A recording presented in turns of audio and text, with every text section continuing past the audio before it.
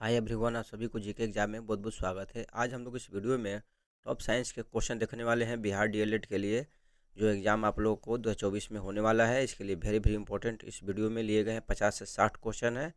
बस आप लोग से रिक्वेस्ट है कि आप लोग शुरू से अंत तक बने रहें। आप लोगों को वीडियो देखने के बाद पता चलेगा कि इसमें कैसे कैसे क्वेश्चन को समाहित किए गए हैं। ठीक है, तो चलिए स्टार्ट करते हैं। पहला प्रश्न है कि जल का वाष्प में बदलना किसका उदाहरण है? तो भौतिक परिवर्तन का उदाहरण है। दूरबीन का आविष्कार किसने किया था? तो गैलीलियो ने किया था। धूप की चश्मे की पावर कितना होता है? देखिए, धूप के चश्मे की पावर की अगर बात करें तो 0 डायोप्टर होता है। उच्च तापमान को मापने के लिए किसका प्रयोग किया जाता है?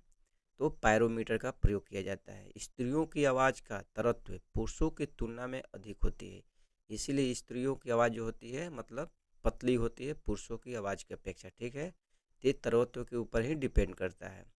जैसे बच्चों का भी जो होता है, बच्चों में भी तरत्व ज़्यादा होता है पुरुषों के अपेक्षा, इसलिए बच्चों का आवाज़ क्या होता है? पतला होता है।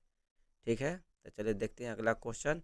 सूर्य और तारों में ऊर्जा का मुख्य स्रोत क्या होता है? तो नाभिकीय संलयन होता है। नाभिकीय संलयन के माध्यम से ही सूर्य तारों में जो ऊर्जा जो होता है निकलते रहता है। ठीक है, नेक्स्ट है यहाँ पर कि भारत में प्रथम नाभिकीय ऊर्जा संयंत्र कहाँ पर स्थापित किया गया था? तो तारापुर में।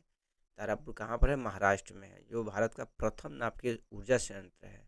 यहाँ से भी प्रश्न बनता है एग्जाम में, बहुत बार प्रश्न पूछा जाता है यहाँ से।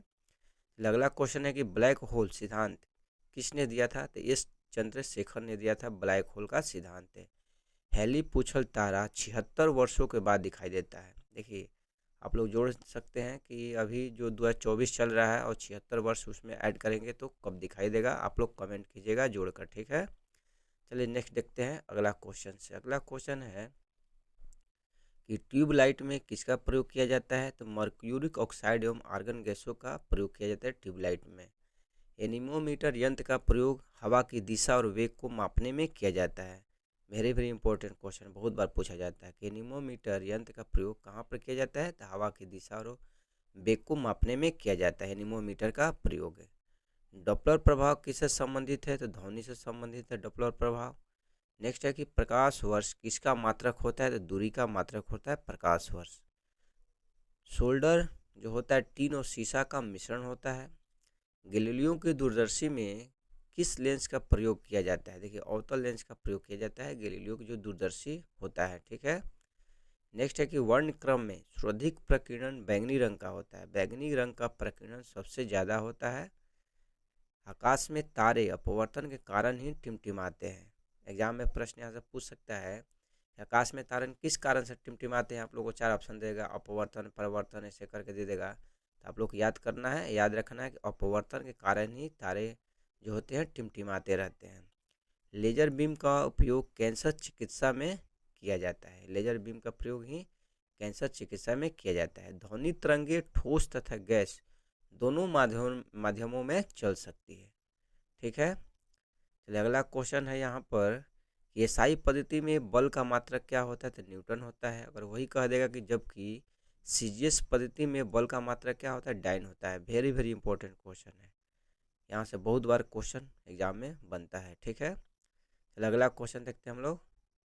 नेक्स्ट यहाँ से है कि सर्कस में मौत का कुआं अपकेंद्रीय बल का उदाहरण होता है। आप लोगों को पता है कि सर्कस में जो दिखाया जाता है मौत का कुआं, कैसे उसमें मतलब कि जो मोटरसाइकिल होता है कैसे नचता रहता है, किसके कारण होता है? तो ये अपकेंद्रीय बल के कारण ही होता है। मैनोमीटर द्वारा गैस का दाब को मापा जाता है। मैनोमीटर से गैस का दाब को मापा जाता है। कार्य का यह सीजीएस पद्धति में मात्रा क्या होता है? तो अर्घ होता है। ठीक है, कार्य का सीजीएस पद्धति में पूछेगा तो अर्घ हो जाएगा, अर्घ हो जाएगा। ठीक, और वही कार्य का एसआई पद्धति में पूछेगा तो क्या हो जाएगा? जूल हो जाएगा। ठीक है, वायुयान के चाल और ध्वनि के चाल के अनुपात को क्या कहा जाता है? तो मैक संख्या कहा जाता है। समुद्र की दूरी मापने की इकाई क्या कहलाती है? तो नॉटिकल मील कहलाती है। नॉटिकल मील के ही माध्यम से समुद्र की दूरी को मापा जाता है। नेक्स्ट है कि जल का अधिकतम घनत्व तथा न्यूनतम घनत्व कितना होता है? देखिए, यहाँ पर क्वेश्चन है कि जल का अधिकतम घनत्व होता है 4 डिग्री सी पर। ठीक है, यहाँ पर कुछ मिस प्रिंट हो गया है। सबसे कम तरंग लंबाई किरणें गामा किरणें की होती है। फोटोग्राफी में उपयोगी हाइपो रासायनिक रूप से क्या है? तो सिल्वर ब्रोमाइड है। नेक्स्ट है कि ध्वनि की चाल 760 मील प्रति घंटा होती है। यहाँ जो हम लोग क्वेश्चन देखें, जल का अधिकतम घनत्व होता है 4 डिग्री सी पर, ठीक है। और न्यूनतम आयतन कितना होता है, यहाँ पर कितना नहीं होता, आयतन भी इसका हो जाएगा 4 डिग्री सी पर ही, ठीक है। जल का घनत्व और न्यूनतम आयतन। अगला क्वेश्चन है यहाँ पर कि ध्वनि की चाल 760 मील प्रति घंटा होती है। प्रकाश के वेग को सर्वप्रथम रोमर ने नापा था। गामा किरणें की वेदन क्षमता सर्वाधिक होती है, ठीक है। गामा किरणें की जो वेदन क्षमता होती है सबसे ज़्यादा होती है। अगला क्वेश्चन है यहाँ पर कि टेलीफोन लाइन में प्रवाहित ऊर्जा विद्युत ऊर्जा के रूप में होती है। इलेक्ट्रॉन वोल्ट ऊर्जा की इकाई है। ट्रांसफार्मर जो होता है एसी पर कार्य करता है। ट्रांसफार्मर जो होता है किस पर कार्य करता है? ऑप्शन में डीसी भी रहेगा, लेकिन आप लोग को याद करना है एसी पर कार्य करता है ट्रांसफार्मर।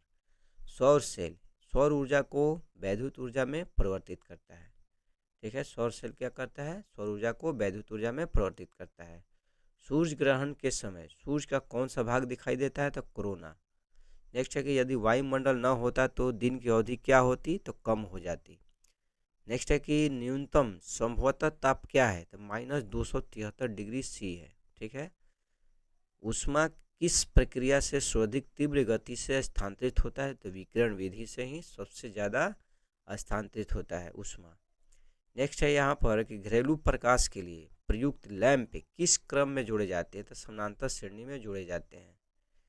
तो फ्रेंड्स, आप लोग अगर वीडियो अच्छा लग रहा है तो लाइक करते चले, क्योंकि आप लोग लास्ट में वीडियो देखने के बाद भूल जाते हैं, इसलिए आप लोग वीडियो को लाइक करते चले। एक वीडियो बनाने में बहुत मेहनत करना पड़ता है, तो आप लोग सपोर्ट करें, लाइक करें, सब्सक्राइब करें चैनल को।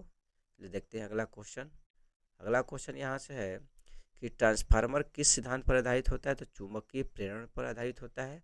ऊर्जा का क्षय कम होता है दिष्ट धारा में। दिष्ट धारा में जो होता है ऊर्जा का क्षय सबसे कम होता है। फ्यूज के पदार्थ का होना चाहिए निम्न गलनांक होना चाहिए, तभी तो मतलब फ्यूज गल जाएगा, तभी तो शॉर्ट सर्किट नहीं होगा। इसलिए फ्यूज के पदार्थ का कैसा होना चाहिए? निम्न गलनांक होना चाहिए। प्रकाश तरंग उदाहरण है विद्युत चुंबकीय अनुप्रस्थ तरंगों का। प्रकाश तरंग जो होता है विद्युत चुंबकीय अनुप्रस्थ तरंगों का उदाहरण होता है। ऐसे भी एग्जाम में यहाँ से शॉर्टकट में क्वेश्चन पूछ सकता है कि प्रकाश तरंग क्या है? अनुदैर्घ्य है कि अनुप्रस्थ है? तो अनुप्रस्थ तरंगे है। ध्वनि तरंगे जो होती है वो अनुदैर्घ्य तरंगे होती है। तो यहाँ से बहुत बार एग्जाम में पूछा जाता है, तो आप लोग याद रखिए कि ध्वनि तरंगे जो होती है अनुदैर्घ्य होती है और प्रकाश तरंगे जो होती है अनुप्रस्थ होती है, ठीक है। चलिए नेक्स्ट क्वेश्चन है यहाँ पर कि उत्तल दर्पण द्वारा बना प्रतिबिंब होता है काल्पनिक और सीधा होता है। देखिए काल्पनिक की जगह पर आप लोगों को कभी कभी आभासी भी देखने को मिलेगा, तो आभासी कहे या काल्पनिक कहे बात वही होता है। तो काल्पनिक और सीधा या आभासी और सीधा, क्योंकि आप लोगों को कन्फ्यूज करने के लिए क्वेश्चन में आभासी भी रहेगा, लेकिन आप लोग यहाँ तो पढ़ रहे हैं काल्पनिक, इसलिए आभासी भी रहेगा, तो आंसर वही होगा, ठीक है। क्वांटम सिद्धांत के प्रतिपादक कौन है? तो मैक्स प्लांक है।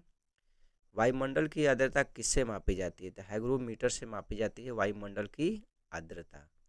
घड़ी की चाबी में संचित ऊर्जा कौन सी होती है? तो स्थितिज ऊर्जा होती है, ठीक है।